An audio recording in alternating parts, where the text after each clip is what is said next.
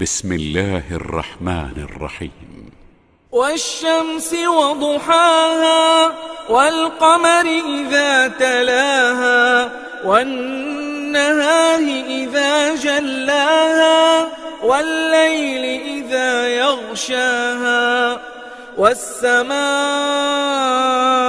وما بناها والأرض وما طحاها ونفس وما سواها فألهمها فجورها وتقواها قد أفلح من زكاها وقد خاب من دساها كذبت ثمود بطغواها إذ انبعث أشقاها فقال لهم رسول الله ناقة الله وسقياها فكذبوه فعقروها فدمدم عليهم ربهم بذنبهم فسواها ولا يخاف عقباها.